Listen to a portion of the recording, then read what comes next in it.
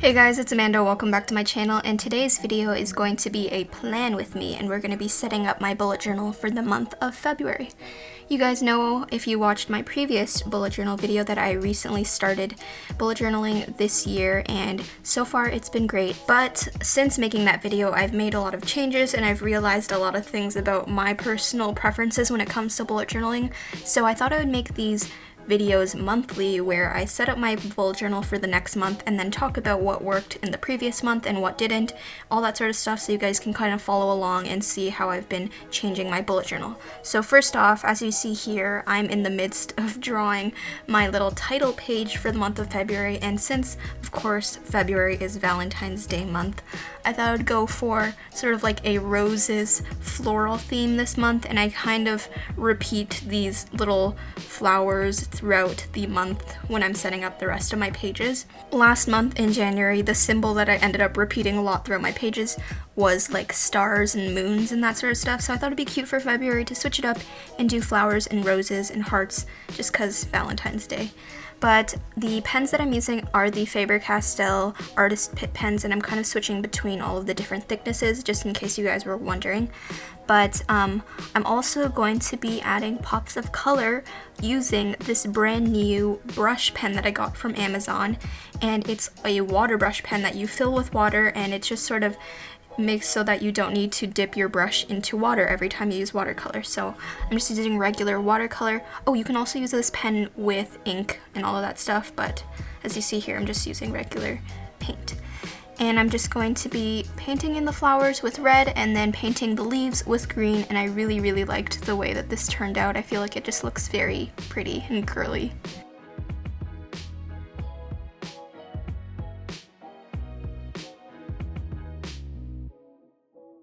Now that my title page is done, moving on to, of course, the monthly log spreads. Now, I found that last month the vertical layout worked really well for me, and I really liked the way that it was organized, so I just continued that on for this month. And if you don't know what I'm talking about, or if you don't really know how all of these different modules in the bullet journal work, I would definitely recommend watching my previous video because I kind of do an explanation tutorial on how I use it and how the system works. So I definitely recommend checking that out if you're a first-time bullet journaler. But again, I split up the vertical layout into personal and YouTube so I could easily differentiate my schedule. And then on the next page over, I ended up using these Copic markers in the shade pink, of course, because that was my accent color this month. But I didn't like how it turned out because it ended up bleeding through to the next page. Oh yeah, here I'm doing a little monthly calendar layout. In my previous month for January, I did a big monthly spread in this regular calendar layout. As you can see here, this is from January, but I didn't use it. I didn't fill it up. It's empty, so I thought I would just shrink it down into a smaller size so that I could see the monthly layout if I needed to, like the days of the month and whatever, but I don't need to fill it up. Plus, this gives me more space for my future log. Now, something that I added into my monthly spread for January that you guys didn't see because I added it in after was this little YouTube growth tracker, and I put this in the corner of my monthly spread, and it's just so that I can track my growth from the beginning and the end of the month and other milestones that may have occurred. Now, I understand this might not apply to everyone, but I just thought I would let you guys know what I'm doing right now. As you can see, I just write February 1st and February 28th so I could see the beginning and the end of the month and compare. Here I'm just filling in some of the events and stuff that I have to do for the month of February, but I didn't fill it in all the way so that you guys didn't see completely into my personal life. But now, moving on to my habit trackers and lifestyle trackers. Last month I found that this worked really well. I loved how it kept me accountable for all of my habits, and I found it really interesting that my mood kind of correlated to my habits. So the more productive I was, the happier I was, which was really interesting to me. Since that spread worked out really well, I ended up just copying the exact same thing, just adding little different decorative elements to this page, of course, using the watercolor paints again, as well as adding the roses later on. But everything else in the spread I had no issues with, so I just thought I would do the exact same thing, because if it's not broken, why fix it?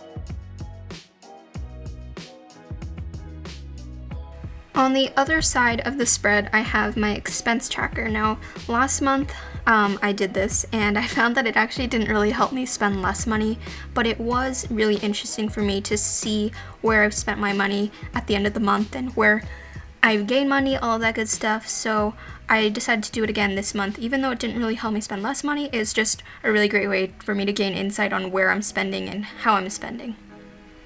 I kind of regretted not using a ruler for this at the very beginning, so just a lesson for y'all. Make sure you use a ruler. Don't trust the dots. And oh yeah, as I mentioned earlier, I'm just using the same watercolor brush pen to add the accents of color throughout. The last spread that I set up was my weekly spread for the very first week of February. This is again similar to the weekly spreads that I showed you guys in my previous video. I just sort of switched out the calligraphy style as well as the decorative elements, but everything is still in the same sort of layout where I have my full week on the left side and then I do my daily log, on the right. And you guys are gonna see I messed up the numbers. Monday is definitely not the 29th, it's actually the 30th. When I realized this, I kind of face palmed, but you'll see in the video later that I fixed it. I sort of improvised and I problem solved, and I fixed it by filling it in with these black squares with this brush pen, and then I'm going to go in with a white pen later on top of it, and it actually ended up kind of working out. I actually liked the way that it turned out in the end better than how it looked in the beginning. These little black elements kind of look like chalkboard elements, so I thought it was pretty cool. Anyways, just go with it for your bullet journal. Mistakes happen, guys. Something that I did want to talk about, as you can see here while I'm planning some of my weeks, I ended up changing my key style. Instead of doing like the regular dot style that the original bullet journal uses, I used circles, squares, and triangles to represent different types of events. Square represents a YouTube video upload, triangle represents an appointment or an event, and then a circle represents a task, and then I'll just fill it in as I finish them. So that's it, guys. Here is the final flip through of what I have set up for the month of February in my bullet journal. I hope you guys enjoyed this video and are excited to see monthly bullet journal update videos. If you are, be sure to give it a thumbs up and subscribe down below, and I will talk to you guys in my next video. Bye!